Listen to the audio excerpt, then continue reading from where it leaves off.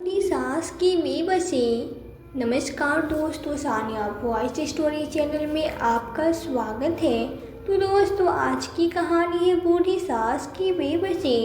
Flight पकड़कर गांव से अमेरिका पहुंची आरती जी अपनी बहू बेटे के घर के दरवाजे की घंटी बजाई और सामने बहू को देखकर फूले नहीं समा रही थी कि तभी बहू बोली, मम्मी जी अच्छा हुआ आज आप आ गई। चलो अब आ गई है तो फटाफट से काम पे लग जाइए और देख लीजिए किचन में क्या क्या है और कहाँ कहाँ रखा है, क्योंकि अगले महीने ही मेरी डिलीवरी होने वाली है और आप सब चीज़ जान लेंगे तो मेरे लिए अच्छा होगा। आरती जी आश्चर्य में पड़ गई कि अभी तो बहू के घर में कदम भी नहीं रखा, हाथ पैर भी नहीं धुले, स्नान भी नहीं किया और बहू हुक्म चलाने लगी कि काम पे लग जाओ। मुझसे यह भी नहीं पूछा कि माँ जी कैसी हो, आपकी तबीयत ठीक है या नहीं, एक कप चाय भी नहीं पूछा और कह रही कि काम पे लग जाओ। मुझे गाँव से विदेश सिर्फ काम करने के लिए ही बुलाया ही क्या? अरे कैसी बहू है, इसे कुछ अकल ही नहीं है। आरती जी बहू से तो कुछ नहीं बोली और तुरंत हाथ मुंह धोकर किचन में गई और सबके लिए खाना बनाया। जल्दी जल्दी में कुछ समझ में नहीं आया तो पूरी और आलू की सब्जी बनाकर ले आई और अपनी बहू को खाने को दे देती है। तब बहू खाना उनके मुंह पे फेंकते हुए कहती है कि माँ जी आपको अकल नहीं, इतना ऑयली खाना खाऊंगी तो मेरे होने वाले बच्चे और मेरे लिए अच्छा नहीं होगा। क्या आपको इतनी समझ भी नहीं? ओ माँ जी मैं तो भूल ही गई थी, आप तो गांव से आई हो। गांव के लोगों को तो कोई अकल नाम की चीज़ ही नहीं होती है, बस तला हुआ खाना खाने में ही आगे होते हैं, कोई हेल्थ का ध्यान नहीं रखते।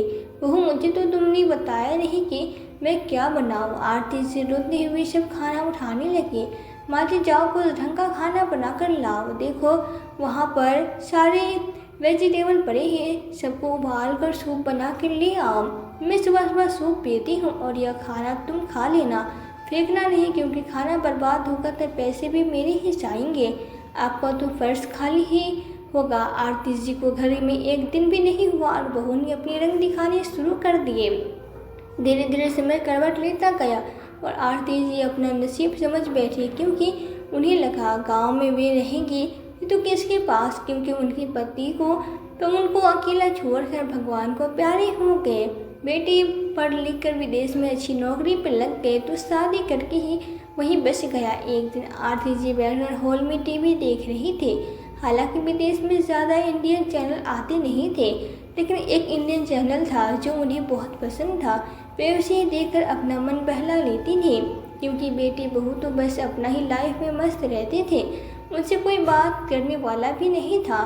तभी बहू जानबूझकर अपने पति आदित्य के सामने झाड़ू उठाते हुए हॉल में लगाने लगे तो आदित्य बोला, डार्लिंग ये तुम क्या कर रही हो? तुमको डॉक्टर ने रेस्ट करने को बोला है, इसलिए तो मैं माँ को मेड बनाकर गांव से यहाँ लाया हूँ ताकि वो तुम्हारा ध्यान रख सके, और तुम झाड़ू लगा रही हो। बैठो सोफे पे और आराम से काजू किशमिश खाओ। माँ तुम काम पर लग जाओ, तुम्हें दिखाई नहीं देता तुम्हारी बहू माँ बनने वाली है, अब तुम मुझसे झाड़ू लगवा रही हो? वो झाड़ू नहीं लगाएगी, झाड़ू आपको लगाना पड़ेगा। आरती जी अपने बेटे का मुंह देखती रह गई कि बीवी का दर्द दिखाई देता है और माँ थोड़ा सा बेटी तो उसको बर्दाश्त नहीं होता। बीवी के सामने यह मुझ पर हुक्म चला रहा है कि मैं झाड़ू लगाऊं। तभी हमने भी गांव में अपने सास ससुर की सेवा की, पर कभी भी मुकेश जी मुझे नहीं बोले कि मेरी माँ से काम करवाओ और तुम आराम करो। वे मन ही मन सोचने लगती हैं, वारे बेटा विदेश क्या आया, विदेश ही आओ भाव लग गई, उसी के रंग में ढल गया, अपने संस्कार सभ्यता सब बेच खाया।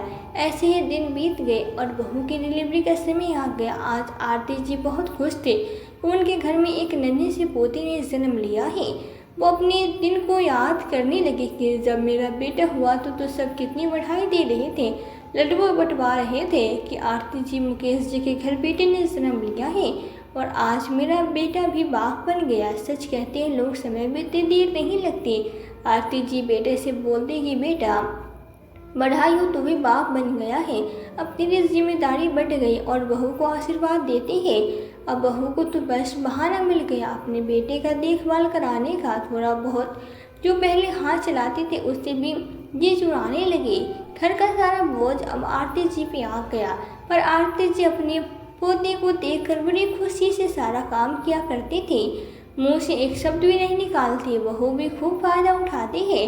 उनसे पोते का पोटी साफ करवाती थी। धीरे धीरे पोता 3 साल का हो गया और बहू की आंखों में आरती जी अब चुभने लगी थी।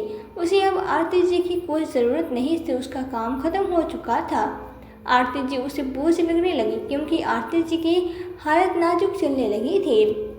एक दिन सुबह सवेरे 4 बजे बहू आवाज़ लगाती है, बुढ़िया कहाँ मर गई? कब से बुला रही हूँ, अभी तक नहीं आई। धरती निकल गई कि आसमान कहाँ गया? आरती जी जो सो रही थी क्योंकि शरीर के दर्द के कारण रात को 2 बजे ही सोई थी, इसलिए 2 घंटे बाद उठना थोड़ा उनको मुश्किल लग रहा था। उन्हें कमर दर्द हो रहा था। वो बेड से उठना तो चाहती थी पर उठ नहीं पा रही थी। और इधर सना का गुस्सा 7वें आसमान पर पहुँच गया। वह हाथ में दूध का बोतल लिए खड़ी हुई थी। तभी आरती जी अंदर जाती है, क्या हुआ बहू? सना ने आओ देखा न ताऊ उन्हें सर पे बोतल दे मारती है। बोतल से उस पर खूब चोट लग जाती है कि उनकी चीखें निकल जाती है और वह ज़मीन पर धड़ से गिर जाती है। अभी तो सिर्फ सर फोड़ा है, बहुत ज़्यादा परेशान करेगी जो तेरी टांग भी तोड़ दूंगी। एक बार में आती नहीं है, 10 मिनट से गला फाड़ फाड़ कर चिल्ला रही हूँ। सुबह के 4 बज रहे और तू अभी तक खटिया पर कमर तोड़ रही है। मुझे इतना सुबह उठने की आदत नहीं है कि मैं उठूं और बच्चों के लिए दूध गर्म करके लाऊं। देख बच्चे का दूध बोतल में बदबू मार रहा है, दूसरा बोतल दूध में लाकर देना। सना ने चिल्लाते हुए कहा। आरती जी दीवार का सहारा लेकर धीरे धीरे खड़ी होने लगी। कोशिश करती है, सना बोलती है, अब जल्दी से उठती है कि 4 आदमी भेजूं तेरी आरती उठाने के लिए। आरती जी किचन में आकर खूब रोने लगती है, झरझर आंसू बहने लगती है। आंसू पोंछते पोंछते उनकी साड़ी के पल्ले भीग जाते हैं, पर आंसू रुकने का नाम ही नहीं ले रहे थे। जानबूझकर बुढ़िया आने में इतनी देर करती है ताकि मैं अपना खुद काम कर लूँ। सब समझती हूँ। सना अपने में बड़बड़ाए जा रही थी। अरे डार्लिंग, सुबह के 4 बज रहे, किस पर बरस रही है और मेरी नींद खराब कर रही हो? आपको तो सोने की पड़ी है और इधर आपकी बूढ़ी माँ मेरा सर दर्द बनती जा रही है। इनको 10 बार आवाज़ लगाया तब जाकर एक बार सुनती है।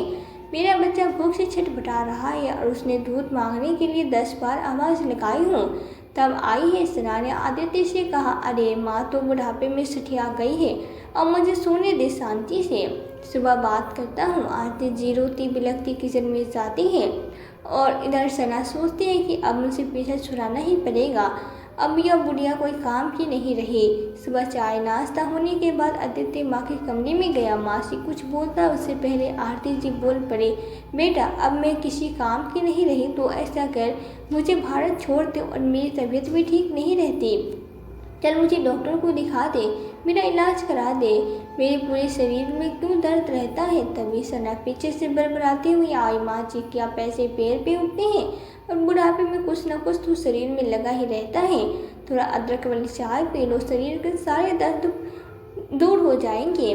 क्यों इतने पैसे बर्बाद करने? पैसे की बात आई तो आदित्य भी अपना मुंह खोल पड़ा। माँ आपको क्या लगता है क्या भारत जाने का टिकट सस्ता होता है या मुझे गड़ा हुआ धन मिला है? अरे आपसे महंगे तो टिकट हो गए हैं, टिकट के दाम बढ़ते जा रहे हैं। मुझे भी पैसों की ज़रूरत पड़ती है, मेरी भी ज़रूरत पूरी नहीं होती है हो पाती है। एक छोटा बच्चा है, खर्च बढ़ गए हैं और आपको अपनी पड़ी रहती है। अपने बेटी बहू की इतनी तीखी बातें सुनकर आरती जी की आंखें भर आई और वो खुद को बड़ा लाचार समझ रही थी। उसकी आत्मा उन्हें धिक्कार रही थी कि वो भारत क्यों छोड़कर विदेश आए।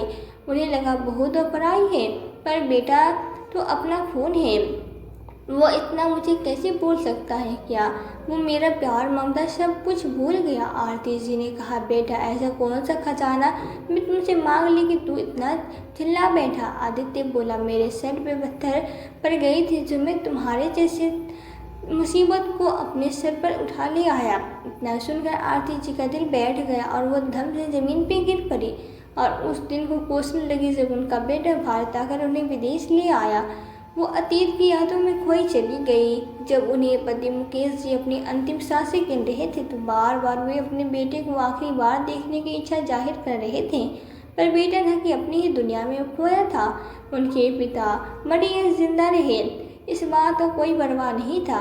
बहू ने फ़ोन पर कहा, माँ जी अभी पिताजी को देखने आएंगे तो एक बार पहले देखना पड़ेगा, और एक बार मरने के बाद तो इससे अच्छा है कि जब पिताजी भगवान को प्यारे हो जाएंगे तब आएंगे। इतना पैसा कहाँ है हमारे पास। बहू की ऐसी बातें सुनकर आरती जी स्वतंत्र रह गई।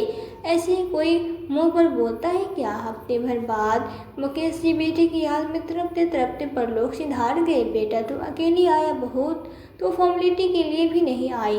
बेटा पिताजी का अंतिम संस्कार करके दूसरे दिन ही जाने लगा तो रिश्तेदार लोग कहने लगे कि तेरे भी तो बीत जाने दे, जब जाना बेटा। आदित्य बोला, अब जो होना था सो हो गया, होने को कौन टाल सकता है। अगर मैं रुक जाऊंगा तो क्या पिताजी वापस आ जाएंगे। आदित्य की ऐसी कड़वी बातें सुनकर सारे रिश्तेदार हैरान थे कि बेटा अपने पिता के लिए कैसे बोल सकता है।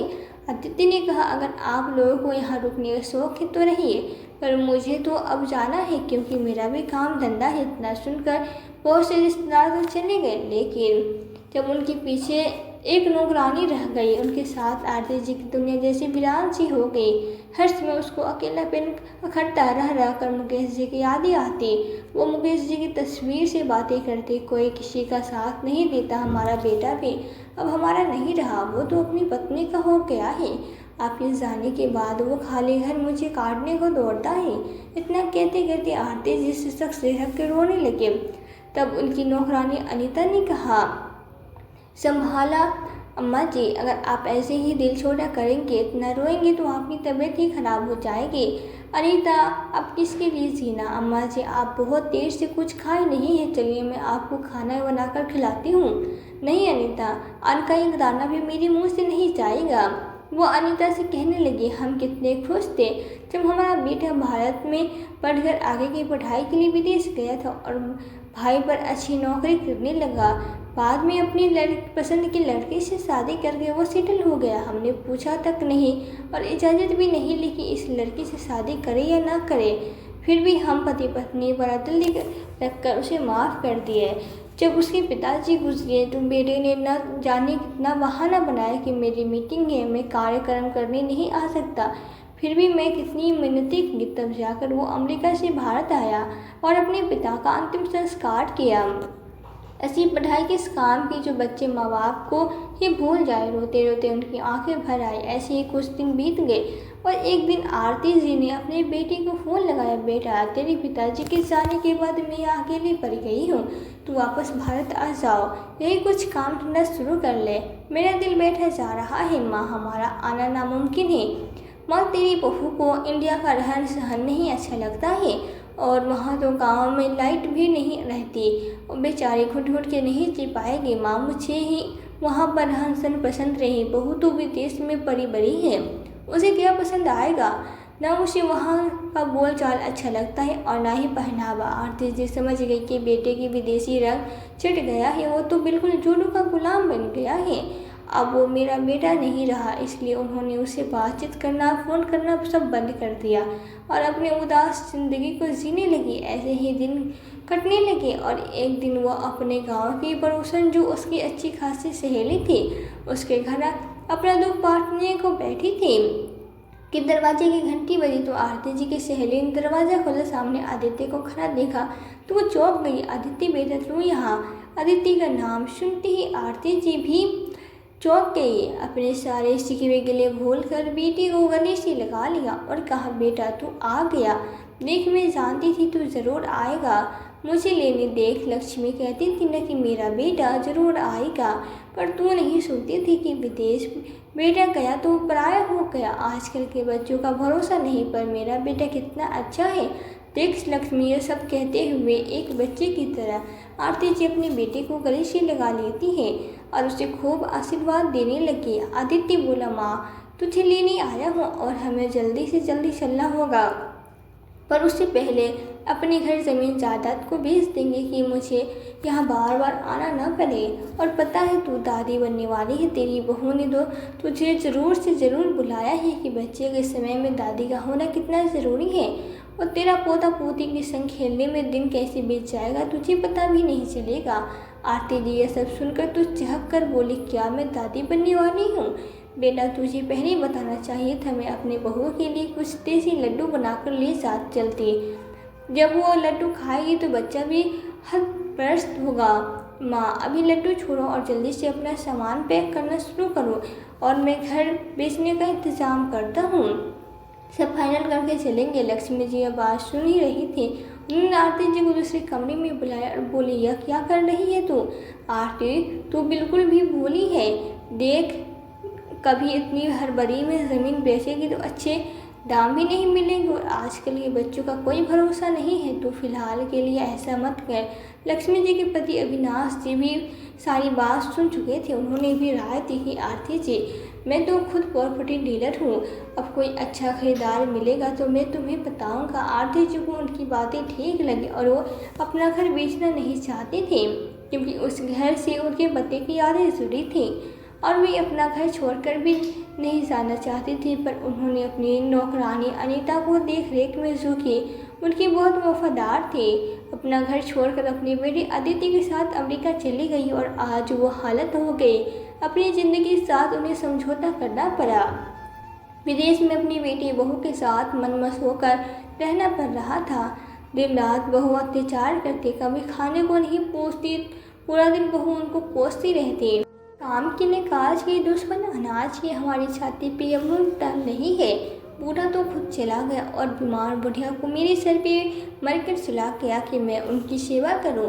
कुछ दिनों बाद उनकी बहू सना ने कहा, माँ जी चलिए मैं आपको डॉक्टर को दिखा देती हूँ, आप थोड़ा कमज़ोर सी लग रही हैं। बहू की प्रेम भरी बातें सुनकर आरती जी को थोड़ा अजीब लगा, पर उनको जीना भी मजबूरी था।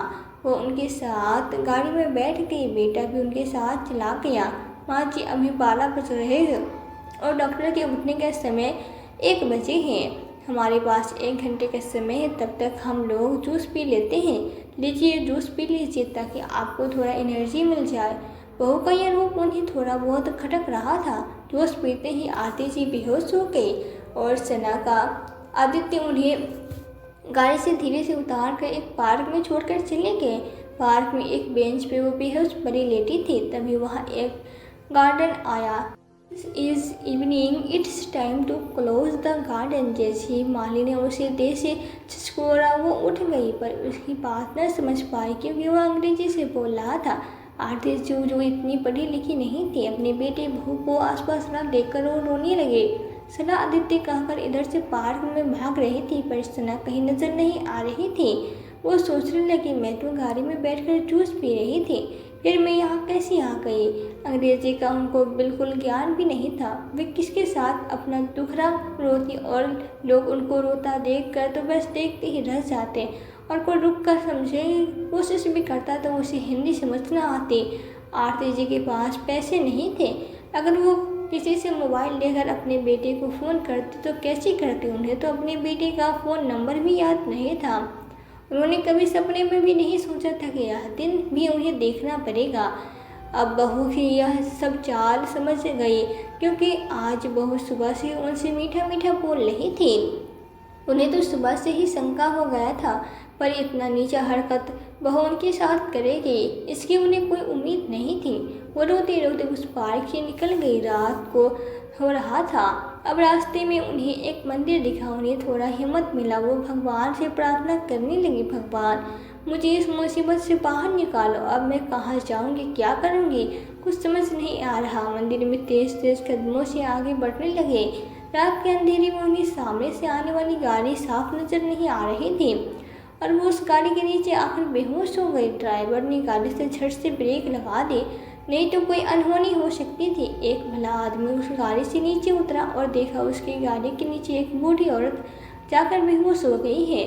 तो उन्हें वो आदमी गाड़ी से लेकर अपने घर आया और होश आने पर बूढ़ी माँ को खाना पानी दिया और बोला कि अम्मा जी, what are you doing it night on the road? बूढ़ी माँ अम्मा कुछ न बोल पाई। वो तो आदमी समझ गया कि वह अंग्रेजी नहीं समझ पा रही है, तो उसने हिंदी में कहा, क्योंकि उसे हिंदी का टूटा फूटा ज्ञान था। अम्मा, आप रात को सड़क पे क्या कर रही थी? आपका नाम क्या है? आरती जी बोली, बेटा मेरा नाम आरती है। आपका? मेरा नाम शिवम है। आप मेरी गाड़ी के नीचे आकर बेहोश हो गई हैं, इसलिए मैं आपको यहाँ ले आया। आप घबराइए मत, आप मुझे अपना पूरा किस्सा बताइए, मैं आपकी मदद ज़रूर करूँगा। अनजाने देश में अम्मा जी किसी की हमदर्दी पाकर सिसक सिसक कर रोने लगी। न जाने ऐसा कौन सा पाप किया था जो मुझे यह सब झेलना पड़ रहा है।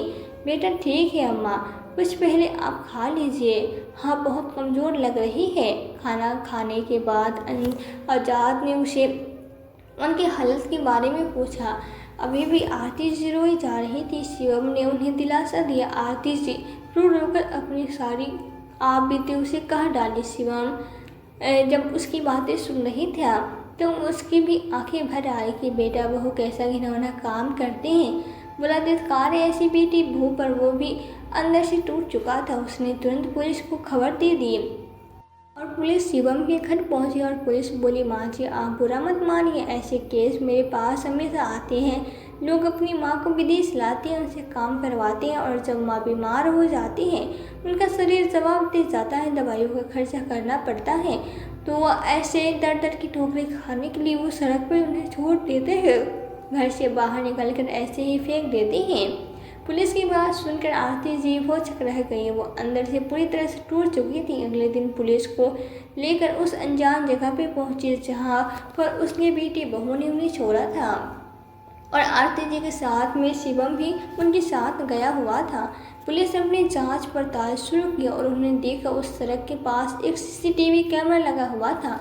सीसीटीवी कैमरा खोलकर देखा तो उन्होंने देखा कि उसकी बहू उनके जूस में दवा मिलाकर पिला रही थी और बेहोश होने के बाद उनके बेटे ने उन्हें धक्के मारकर गाड़ी से उतार दिया और पार्क में ले जाकर छोड़ दिया।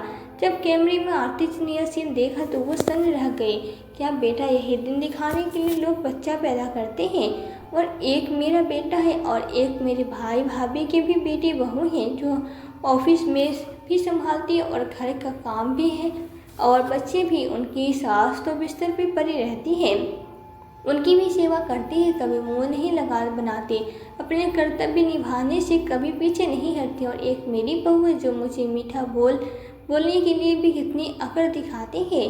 मेरी ही किस्मत में ऐसी औलाद लिखी थी। खैर अपने आप को समझाते हुए इन सब से बाहर निकल आती है और पुलिस ने तो उनकी बेटी बहू का पता लगा ही लिया था। शिवम भी उनकी बेटी को देखकर चौंक गया था। पुलिस ने उनकी बेटी का पता तो लगा लिया पर आरती जी अब अपने बेटे की शक्ल भी नहीं देखना चाहती थी।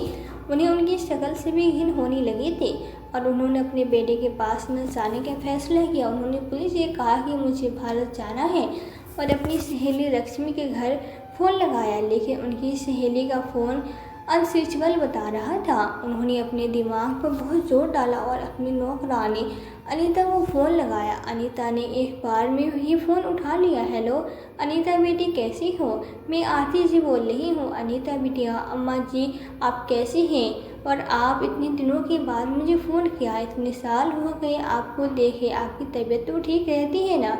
अम्मा जी अनीता के मुंह से इतना हमदर्दी सुनकर रोने लगी। उन्होंने रूठे गले से सारी बातें कह डाली और अपनी सहेली लक्ष्मी से टिकट के पैसे लेने के लिए कहा और बोला अपने बेटे को भेज दो, मैं उनके साथ भारत आना चाहती हूँ। अनीता ने कहा ठीक है अम्मा जी आप परेशान मत होइए, मैं अपने बेटे को तुरंत भेजती हूँ। फ़ोन रखकर अनीता मालकिन की बातें सुनकर बहुत परेशान हो गई। क्या बेटे बहू इतने स्वार्थी होते हैं जो अपने माता पिता को उनके दुख तकलीफ में अकेले छोड़ देते हैं?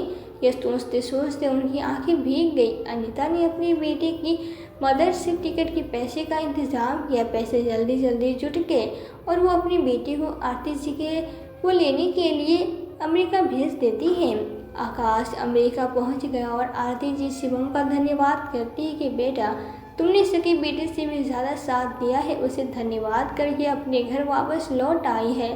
भारत पहुंचकर आरती जी अपनी नौकरानी अनीता के गले लगकर फूट फूट के रोने लगी। उसके बाद भी अपनी सहेली कमला के घर पहुंची तो उन्हें बहुत झटका लगा क्योंकि लक्ष्मी देवी और अविनाश जी कब का परलोक सुधार चुकी थी। एक कार एक्सीडेंट में दोनों काल के गला में समा गए। यह जानकर वो और दुखी हो गई। उन्हें लगा जब लक्ष्मी और अविनाश जी दुनिया को छोड़कर जा चुके हैं तो अनीता ने पैसे के लिए किससे मदद मांगी। आरती जी अनीता से पूछने लगी। रास्ते में अनीता ने बताया कि मालकिन आपने उस समय मेरी बहुत मदद की थी जब मेरा शराबी पति मुझे मार मार कर घर से बाहर निकाल दिया था और एक मेरा छोटा बच्चा था। अगर आप मेरा साथ ना देते तो आज मेरा बच्चा जिंदा ना होता। आपका मुझ पर बहुत एहसान है। अगर मैं जान भी दे दूँ तो वो भी कम है। मैंने अपना घर गिरवी रखकर आपका टिकट के पैसों का इंतज़ाम किया और मुझे इस बात की खुशी है कि मैं आज मालकिन के काम आ सकी। आरती जी ने अनीता को गले से लगा लिया और उनकी आंखों से आंसू का धारा बहने लगी। धीरे धीरे आरती जी और कमज़ोर होती जा रही थी। इतनी कमज़ोर हो गई थी कि वो बिस्तर पे पड़ गई थी। बिस्तर पे भी वो गंदा कर देती थी, पर अनीता कभी भी घिन नहीं करती थी और उनकी दिन रात सेवा करती। उसकी सेवा से तो आरती जी बहुत खुश थी। बुढ़ापे के अंतिम दौर में आरती जी ने वकील को अपने घर बुलाकर अपनी ज़मीन जायदाद का वसीयत बंटवाया। फिर उनके प्राण शरीर से छूट चुके थे। उनकी बेटी तक यह खबर पहुंचा दी गई। अब आरती जी नहीं है इस दुनिया में। खबर सुनकर दौड़े दौड़े घर आए कि चलो बुढ़िया चली गई, उसकी प्रॉपर्टी तो मिल जाएगी, क्योंकि कंपनी से उसको निकाल दिया गया था और आदित्य और सना के तो खाने के भी लाले पड़ गए थे। माँ की वसीयत मिलेगी तो वो फिर से अपना घर गृहस्थी बचा लेंगे, गाँव में रहकर अपने जीवन की गाड़ी आगे बढ़ाएंगे। इधर तो खेल सारा पलट गया था। आरती जी की चिता जलने से पहले वकील ने वसीयत पढ़ना शुरू कर दिया और कहा कि मैं आरती जी अपने होशो हवास में अपना घर अपनी नौकरानी अनीता का नाम करती हूँ और खेत जमीन जो कुछ भी मेरे पास है वह सब अनीता का है। मेरे बेटे से मैं अपनी चिता जलाने का हक भी छीनती हूँ। अनीता का बेटा है, उसके योग्य है। अपनी माँ की वसीयत पढ़कर तो बेटा बहू के सीने में तो सांप लौट गए, क्योंकि शिवम कोई और नहीं उसकी कंपनी का बॉस था। जब सीसीटीवी कैमरे में शिवम ने आदित्य को देखा तो वो फ्लाइट को पहचान गया और ऑफिस पहुंचते ही उसको अपनी नौकरी से बाहर निकाल दिया था। इधर आदित्य दोनों तरह से मुश्किलों में पड़ गया था। बेटे बहू पछता रहे थे कि काश ये अपनी माँ के साथ ऐसा ना करते तो आज उनके हाथ ज़मीन होती। तो दोस्तों, इस कहानी के बारे में आपकी क्या राय है हमें कमेंट करके ज़रूर बताएं। कहानी अगर पसंद आई हो तो चैनल को सब्सक्राइब, वीडियो को लाइक करना ना भूलें। फिर मिलते हैं आपसे एक नई कहानी के साथ। कहानी में अंत तक बने रहने के लिए आपका बहुत बहुत धन्यवाद।